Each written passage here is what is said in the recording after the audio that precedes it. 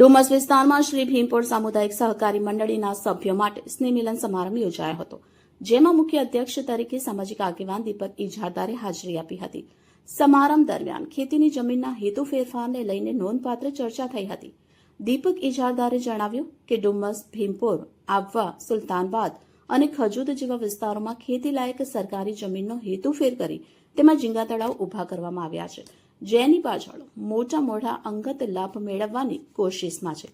તેમણે કહ્યું કે ઝીંગા તળાવની જમીન સરકારના માલિકીની છે, એટલે તેને પાછી મેળવવી સરળ નથી, પરંતુ હું ગામ લોકોના હિત માટે ઉપર સુધી રજૂઆત કરીશ। દીપક ઇજારદારે વધુમાં જણાવ્યું કે સરકાર કહે છે કે જો તમારો દાવો સાચો હોય તો તળાવમાં ખેતી કરી બતાવો। જો ગામવાસીઓ તળાવ દૂર કરવા માંગતા હોય તો તેમને પણ મહેનત કરવી પડશે। દીપક ઇજારદારે ભીમપોર સહકારી મંડળીના અમુક સભ્યો પર ગંભીર આક્ષેપ કરતા કહ્યું કે તેઓ વિકાસના નામે જમીનના દુરુપયોગમાં સામેલ છે। તેમણે ગ્રામજનોને આગ્રહ કર્યો કે દરેક ગામવાસી સોગંદનામા આપી તે લખી આપે કે તેઓ ઝીંગાના તળાવ હટાવવાની માંગ સાથે છે। તેમણે અંતે ઉલ્લેખ કર્યો કે એરપોર્ટ માટે 357 હેક્ટરની જગ્યા પૂરતી છે, તળાવની પાછળના અન્ય હેતુઓ પર પ્રશ્નચિહ્ન ઊભું થાય છે।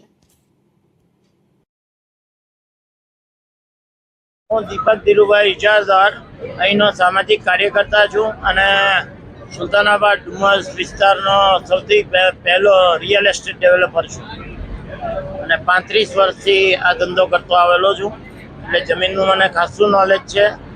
હવે ભીમપોર સામુદાયિક મંડળી, ધ ભીમપોર સામુદાયિક સહકારી ખેતી મંડળી લિમિટેડને 879.39 એકર જમીન ખેતીના હેતુ માટે નવસાધ્ય કરવા માટે આપવામાં આવેલી, તેનો હેતુ ફેર કરીને આ લોકોએ ઝીંગા તળાવ બનાવી દીધા છે અને એ બેઝ પર એ લોકોએ બધી કોર્ટમાં આસિસ્ટન્ટ કલેક્ટર, હાઈકોર્ટ, મહેસૂલ પંચ, તે પહેલાં મહેસૂલ પંચ, SSRD, પછી હાઈકોર્ટ, ડિવિઝન બેન્ચમાં, LPAમાં, હાઈકોર્ટમાં, પછી સુપ્રીમ કોર્ટમાં હવે ગયા છે। ત્યાં એ લોકોએ ઝીંગા તળાવના બેઝ પર આ જમીન આજીવિકાના ગામ લોકોનું આજીવિકાનું સાધન છે એમ કહીને એવો ડિફેન્સ લઈને એ લોકોએ પિટિશન દાખલ કરી છે।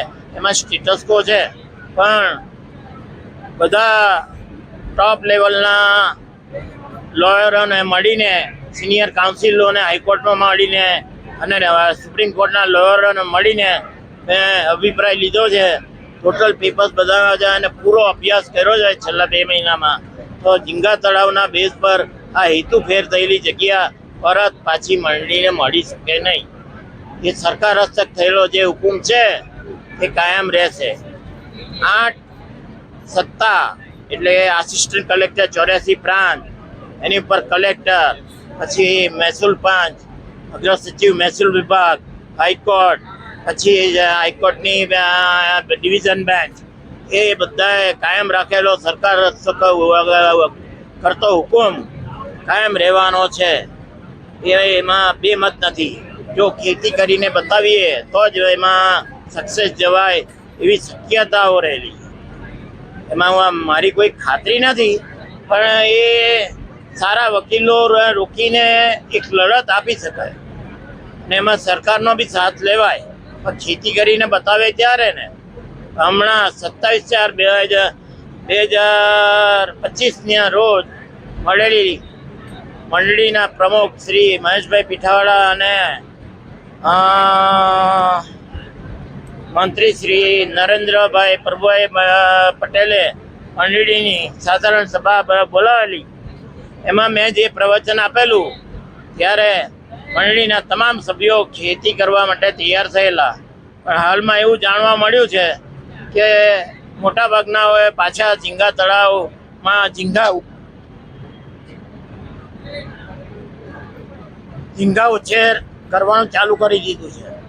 તો તે સંજોગોમાં મેં આજે મંડળીના સભ્યોને સ્પષ્ટ શબ્દોમાં કહ્યું છે કે આમાં મારો 8 થી 10 કરોડ રૂપિયાનો ખર્ચો થાય એવું છે।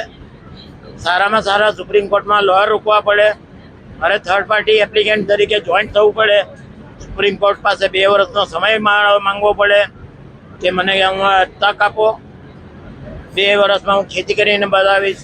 હવે સુપ્રીમ કોર્ટ ધારો કે મારી માંગણી મંજૂર બી કરે અને દર દેખરેખ રાખશે કે દર 2 મહિને કોર્ટ કમિશનર તરીકે ધારો કે મામલતદારને નિમ્યા.